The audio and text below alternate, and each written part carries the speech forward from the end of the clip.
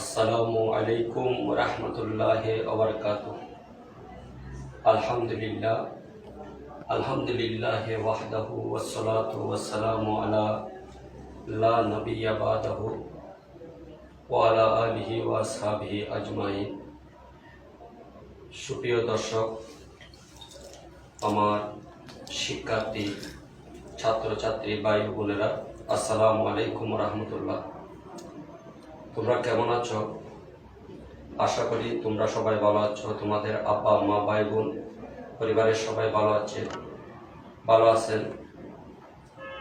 দেশে প্রাকৃতিক দুর্যোগ তথা করোনা মহামারীর কারণে সরাসরি আমরা ক্লাস নিতে পারছি না বিধায় গণপ্রজাতন্ত্রী বাংলাদেশ সরকার শিক্ষা মন্ত্রণালয় কর্তৃক অনলাইন ক্লাসের পাঠদানের যে একটা অনুমতি আমাদেরকে দিয়েছেন, সে আলোকে আমি মোহাম্মদ মঈনুদ্দিন, প্রভাষক আরবি, রাউজান দারুল ইসলাম কামিল অনলাইন মাদ্রাসা, আজকে তোমাদেরকে ফাজিল প্রথম বর্ষের একটা ক্লাস নিয়ে একটা বিষয় নিয়ে আলোচনা করব।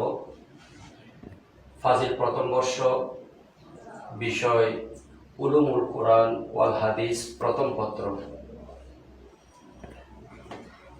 শিরোনাম হলো তাফসিরুল কোরআন, বিষয় কোড 101 এবং আজকের পাঠ হলো সূরা ইয়াসিন সম্পর্কে।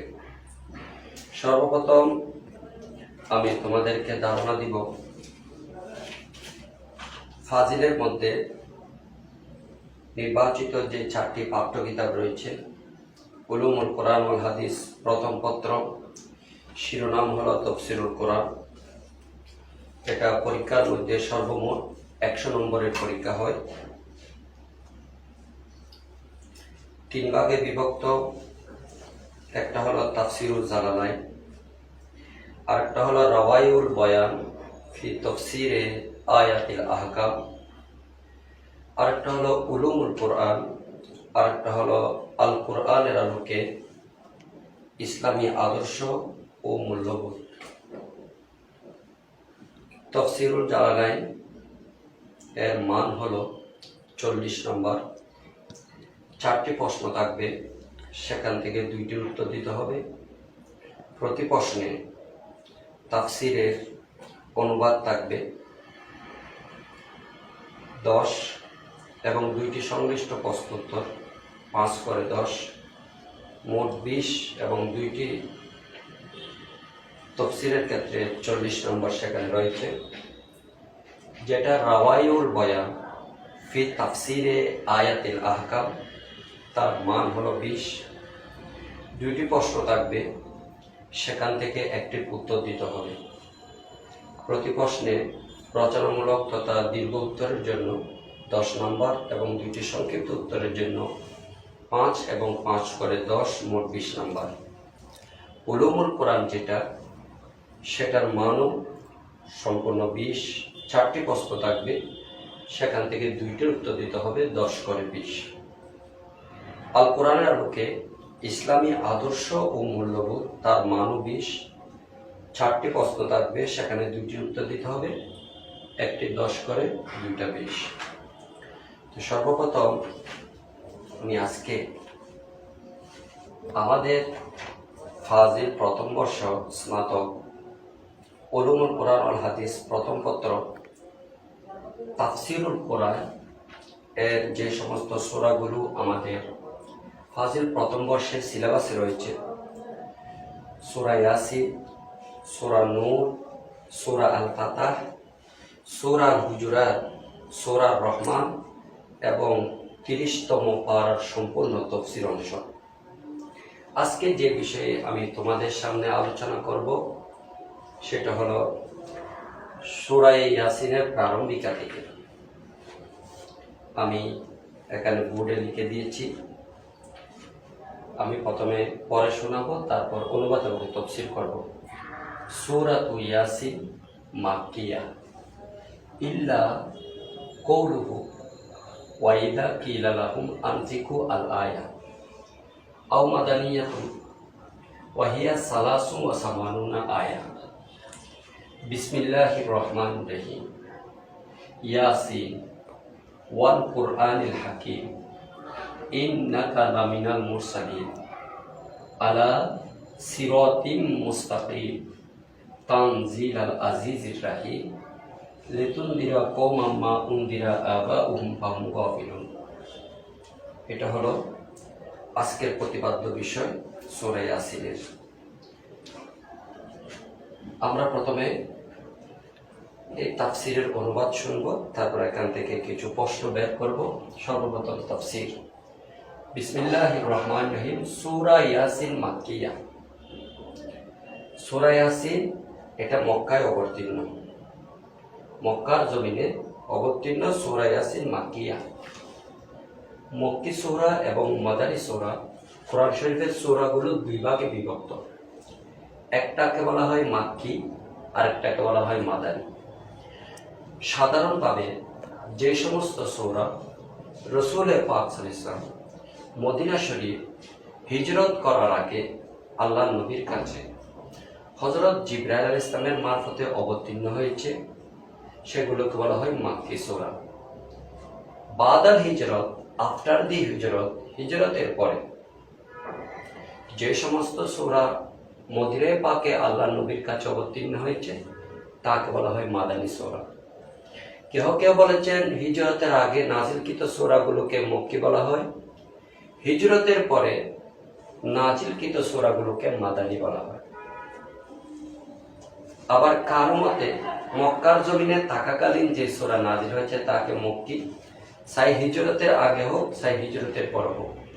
আর মদিনার জমিনে যে সমস্ত সূরা নাজিল হয়েছে তাকে বলা হয় মাদানী। সূরা ইয়াসিন এই সূরাটা মাক্কি সূরা, অর্থাৎ মক্কায় অবতীর্ণ।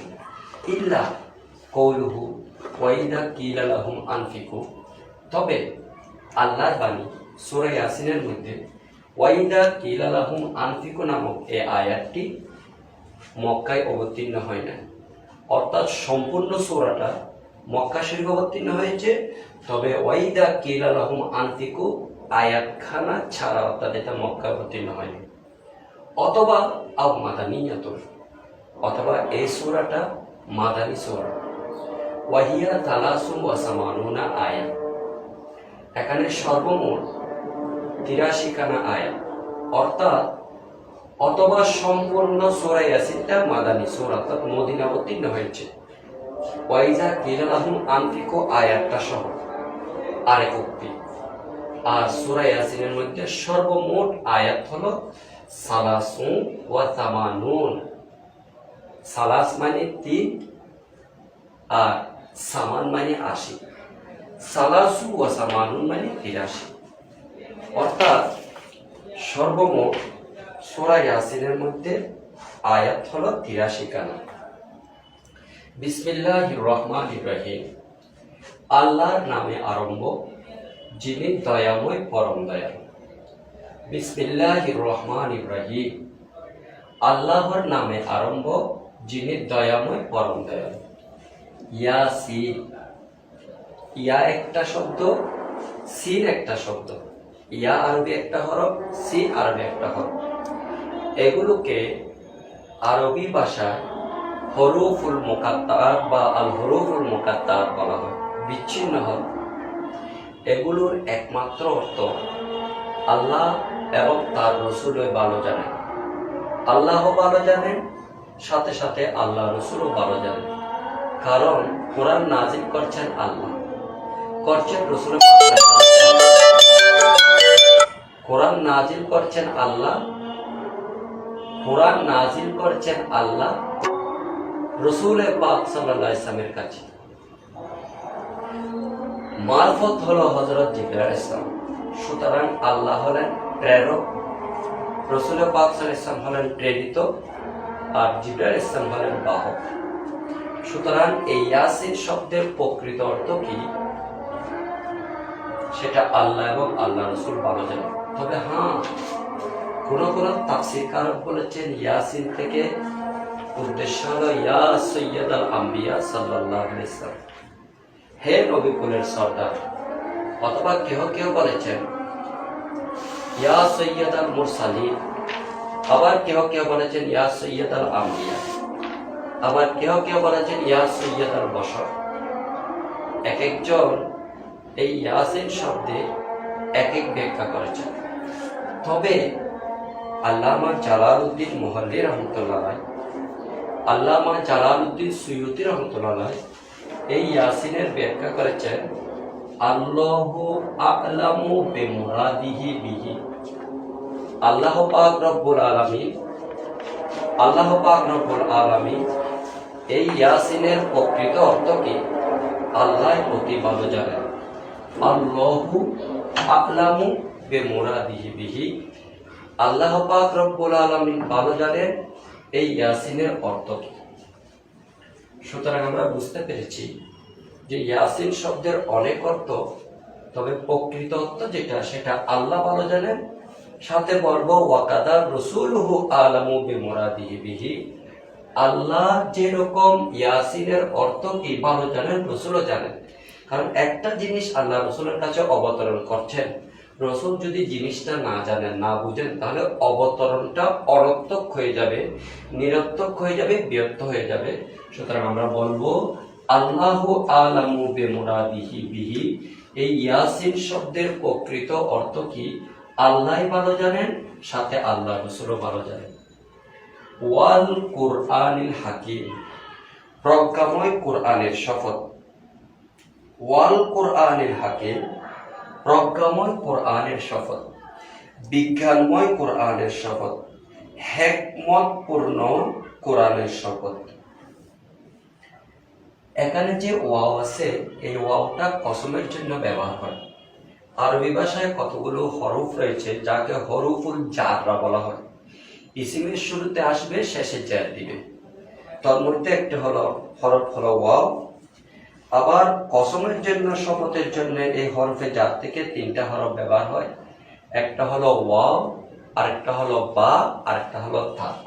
তাহলে ওয়াল কুরআনিল হাকিমের অর্থ হবে বিজ্ঞানময়, প্রজ্ঞাময়, হিকমতপূর্ণ কোরআনের শপথ। হাকিম মানে বিজ্ঞানময়। এর অর্থ কি? আল্লামা জালালউদ্দিন মুহাল্লি, আল্লামা জালালউদ্দিন সুয়ুতি ওয়াল কুরআনিল হাকিমের ব্যাখ্যা করতে গিয়ে বলেছেন আল মুহকামু বিআজিবিন নজমে ওয়া বদিইল মাআনি। বিজ্ঞানময় কোরআন মানে যা বিস্ময়কর গ্রন্থনা ও আশ্চর্যপূর্ণ মমাত্মের উৎকর্ষের সুদৃঢ়। যা বিস্ময়কর গ্রন্থনা ও আশ্চর্যপূর্ণ মর্মাত্মের উৎকর্ষে সুদৃঢ়। আল মুহকাম বিআজিমিন নজম, যা সুদৃঢ় বিস্ময়কর গ্রন্থনা, ওয়া বদিইল মানি, এবং আশ্চর্যপূর্ণ মর্মাত্মের উৎকর্ষে। ইন্নাকা, নিঃসন্দেহে আপনি। আপনি কে? আল্লামা জালালউদ্দিন মুহাল্লি, আল্লামা জালালউদ্দিন সুয়ুতি বলতেছেন ইয়া মুহাম্মদ সাল্লাল্লাহু আলাইহি ওয়াসাল্লাম, হে রাসূল পাক সাল্লাল্লাহু আলাইহি ওয়াসাল্লাম, হে মুহাম্মদ সাল্লাল্লাহু আলাইহি ওয়াসাল্লাম, নিঃসন্দেহে আপনি লামিনাল মুরসালিন, রাসূলদের অন্তর্গত, রাসূলদের অন্তর্ভুক্ত। নিঃসন্দেহে হে রাসূল পাক সাল্লাল্লাহু আলাইহি ওয়াসাল্লাম, হে মুহাম্মদ সাল্লাল্লাহু আলাইহি ওয়াসাল্লাম, আপনি রাসূলগণের অন্তর্ভুক্ত। তো এখানে ইন্না, এটাকে বলা হয় হরফে মুশাব্বাহ বিল ফাইল। লামকে বলা হয় লামে তাকিদ, লামকে বলা হয় লামে তাকিদ। আল্লামা জালালউদ্দিন মুহাল্লি এবং জালালউদ্দিন সুয়ুতি রহমতুল্লাহ আলাইহি এখানে তাকিদ কেন রয়েছেন, লামে তাকিদ এবং ইন্না দিয়ে দুইবার তাকিদ দেওয়ার উদ্দেশ্য কি সেটা বলতে গিয়ে বলেছেন ওয়া তাকিদু বিল কসমে ওয়া গায়রিহি রাদ্দুন লিকাউলিল কুফারে লাহু লাস্তা মুরসালা। এখানে যে তাকিদ আনা হয়েছে ওয়া তাকিদু বিল কসম, হরফে কসম, কসমের মাধ্যমে তাকিদ যে আনা হয়েছে, ওয়া গায়রিহি এবং অন্যান্য শব্দের মাধ্যমে যে তাকিদ আনা হয়েছে, এটা আসলে উদ্দেশ্য হলো রদ্দুন লিকাউলিল কুফার, কাফেরদের ওই সমস্ত কথাকে, ওই সমস্ত উক্তিকে খণ্ডন করার জন্য, প্রতিহত করার জন্য, প্রতিরোধ করার জন্য, যে তারা বলতো লাহু রসুলকে লাস্তা মুরসালাম, আপনি রসুল নন, আপনি নবী নন, আপনি আল্লাহর পক্ষ থেকে প্রেরিত মেসেঞ্জার নন, আপনি আল্লাহর পক্ষ থেকে বার্তাবাহক নন। তাদের এই সন্দেহযুক্ত কথার উত্তর দেওয়ার জন্য আল্লাহ বলেন, ইন্নাকা লামিনাল মুরসালিন, নিঃসন্দেহে আপনি নবীদের অন্তর্গত, আপনি রসুলদের অন্তর্গত, আপনি আল্লাহর প্রেরিত বার্তাবাহকদের অন্তর্গত, প্রেরিত দূতদের অন্তর্গত। সুতরাং আল্লামা জালালউদ্দিন মুহল্লি এবং আল্লামা জালালউদ্দিন সৈয়দী, জালালউদ্দিন মুহল্লি এবং সৈয়দী বলেন, লাস্তা মুরসালান, কাফেরদের এই উক্তির জবাব এবং উক্তিকে খণ্ডন করার জন্য আল্লাহ তাকিদ তথা দৃঢ়তা সূচক শব্দ এনেছেন। আলা সিরাতিন মুস্তাকিম, আলা মুতাআল্লাকুন বিমা কাবলাহু, আলাটা তার পূর্ববর্তী শব্দের সাথে সম্পর্কিত, মুতাআল্লাক। অর্থাৎ এখানে যে ইন্নাকা লামিনাল মুরসালিন বলা হয়েছে, এই আল মুরসালিন শব্দের সাথে আলাটা মুতাআল্লাক। সিরাতিন মুস্তাকিম, সিরাত মানে পথ, মুস্তাকিম মানে সঠিক। নিঃসন্দেহে আপনি সঠিক পথের উপর প্রতিষ্ঠিত, নিঃসন্দেহে আপনি সঠিক পথের উপর প্রতিষ্ঠিত। কোন পথ? এমন পথ, তরিকুল আম্বিয়ায়ে কাবলাকা, আপনার পূর্ববর্তী নবীগণের পথ। সে পথগুলো কি কি? আত-তাওহীদ ওয়াল হুদা, সেটা হলো তৌহিদ এবং হেদায়েতের পথ। তাহলে অর্থ হলো আপনি এমন সঠিক পথের উপর প্রতিষ্ঠিত রয়েছে যা আপনার পূর্ববর্তী নবীগণের, রসুলগণের পথ তথা তাওহীদ এবং হেদায়েতের পথ।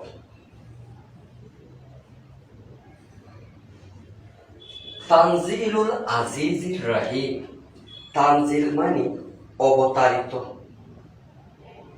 এই কিতাবটা আল আজিজ, যিনি মহান পরাক্রমশালী, আল হাকিম, এবং যিনি আর রহিম, এবং যিনি দয়াময়। তানজিলুল আজিজির রাহিম, এই কোরআনে পাকটা অবতারিত, অবতরণকৃত একটা কিতাব।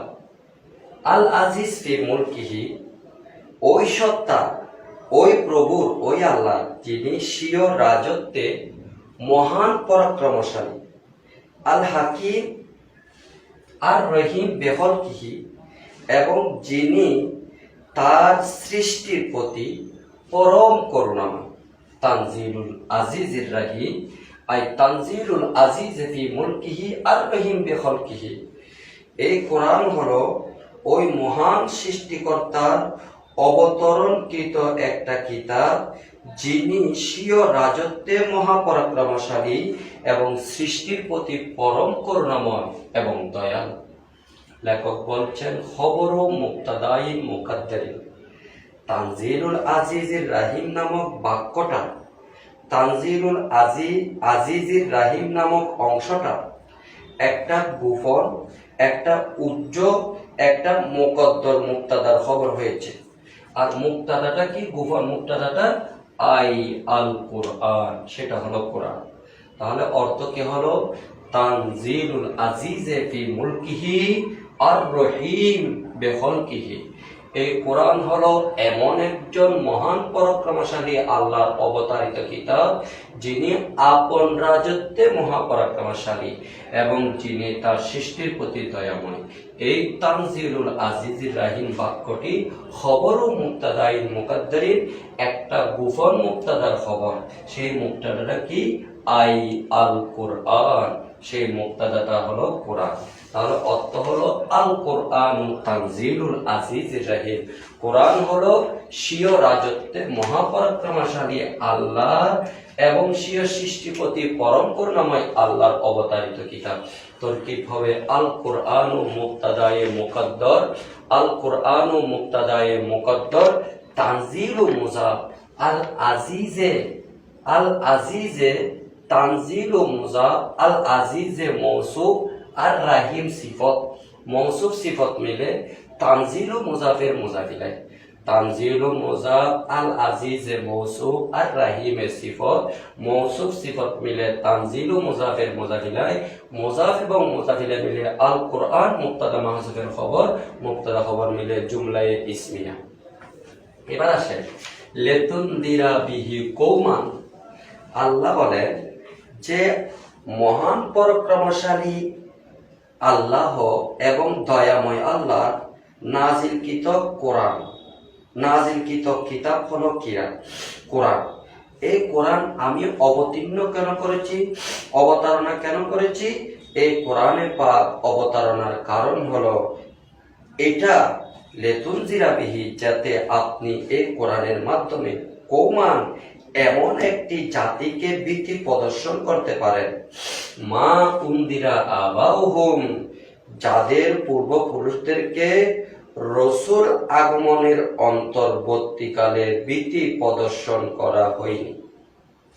আল্লাহ বলেন লেতুনদিরা বিহি কওমা, এই কোরআনকে আমি নাজিল এই জন্য করেছি যাতে এই কোরআনের মাধ্যমে আপনি ভীতি প্রদর্শন করতে পারেন, ভয় দেখাতে পারেন এমন একটি সম্প্রদায়কে, মা উন্দিরা আবাউহুম, যাদের বাপ দাদাদেরকে, পূর্বপুরুষদেরকে ভীতি প্রদর্শন করা হয়নি।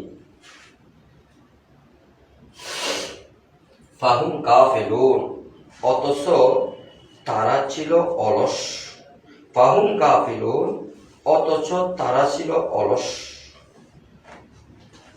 তাহলে এটা কোন ধরনের জাতি? যারা ঈমান ও সৎ পথ হতে অমনোযোগী ছিল। এই কারণে আপনি ভয় দেখাবেন তাদেরকে, যাদের পূর্বপুরুষদেরকে ভীতি প্রদর্শন করা হয় নাই। মূলত এই কারণে সেই জাতি ঈমান ও সৎ পথ হতে অমনোযোগী হয়েছে, অলস হয়েছে। তো লেখক বলেন লেতুনজিরা বিহি কৌমান মুতাআল্লাকুন বিতানজিলিন। এই শব্দটা এখানে আসলে একটা লামের পরে আন গুফন আছে, এটাকে বলা হয় আনে মুকাদ্দারা। এটা ফেলে মুজারের শেষে জবর দেয়, এখানে তুনজিরার শেষে জবর দিছে। এটার নাম হলো লামে কাই, কারণ দর্শানোর জন্য এটা আসে। মহান পরাক্রমশালী এবং পরম করুণাময় আল্লাহর পক্ষ থেকে অবতারিত কিতাব হলো কোরআন। কেন অবতরণ করেছেন? যাতে এই কোরআনের মাধ্যমে আপনি এমন একটি সম্প্রদায়কে ভয় দেখান যাদেরকে রসুল আগমনের অন্তর্বর্তীকালে ভয় প্রদর্শন করা হয়নি। ফাহুম গাফিলুন, অথচ তারা ছিল ঈমান ও সৎ পথে হতে অমনোযোগী, গাফেল, অলস। তো লেতুনজিরা বিহি এই শব্দটা, লেতুনজিরা কওমান এই শব্দটা মুতাআল্লাকুন বিতানজিলিন, তানজিলের সাথে সম্পর্কিত মুতাআল্লাক। আর মাউন্দিরা আবাহুম মানে লাম ইউনদারু ফি জমানিল ফিতরা, অর্থাৎ যখন নবী রাসূলের আগমন হয় নাই, নবী রাসূলের আগমনের অন্তর্বর্তীকালীন সময়, ওই সময়ে তাদের বাপ-দাদাদেরকে ভয় দেখানো হয় না। ফাহুম মানে আই আল কওম, উক্ত সম্প্রদায়টা, গাফিলুন অমনোযোগী, অলস, আনিল ঈমানে ঈমান হতে, ওয়ার রুশদের সৎপথ হতে। তাহলে আমরা বুঝতে পেরেছি সূরা ইয়াসিন এটা মক্কি সূরা, তবে ওয়াইজা কিলা লাহুম আনফিকু আয়াতখানা ছাড়া এটা হলো এক বর্ণনা। আর এক বর্ণনায় রয়েছে সম্পূর্ণ সূরাটা মাদানী এবং এখানে ৮৩টি আয়াত রয়েছে। আজকের পাঠ থেকে আমরা কিছু বিষয় এখান থেকে জেনে নিব। একটা হলো এই আয়াতগুলোর তাফসীর সহ অনুবাদ। এই আয়াতগুলোর তাফসীর সহ অনুবাদ, এটাতে 10 নম্বর মান। এটা সাথে যে দুইটা শর্ট প্রশ্ন, আমরা যে এই প্রশ্নের দ্বারা আলোকে আমরা জানতে পারলাম প্রতিটি তাফসীরের মধ্যে দুইটা প্রশ্ন, সেই প্রশ্নগুলো থেকে আমরা দুই একটি প্রশ্ন এখানে বের করতে পারি। একটা হলো বাইয়িন সবাবা নুজুলিল আয়াতিল মুযকুরা।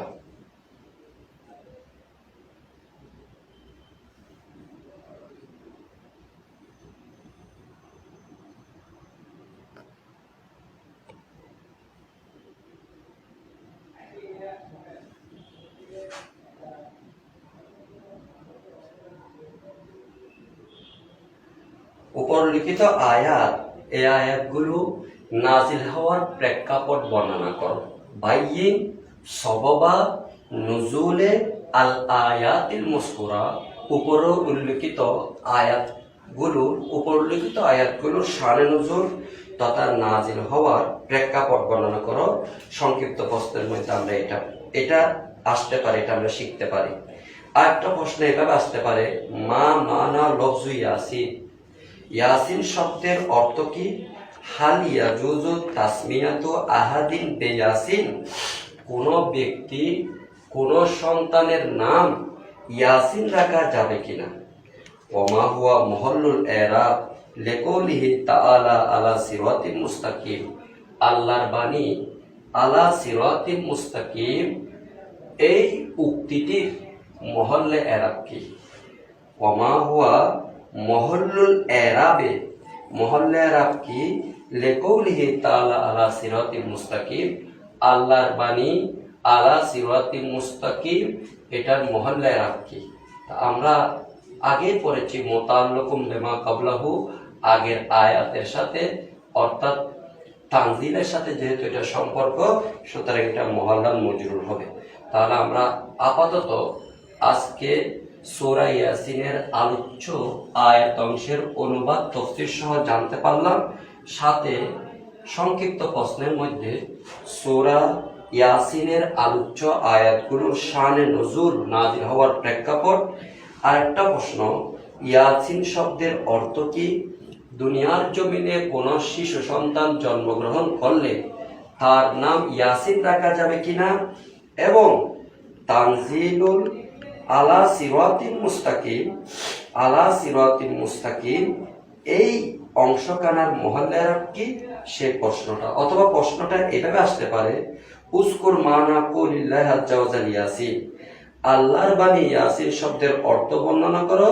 সুম্মা বাইয়িন হাল ইয়াজুজু তাসমিয়াতু আহাদিন বিয়াসিন, অতঃপর বর্ণনা করো কারুর নাম ইয়াসিন রাখা যাবে কিনা।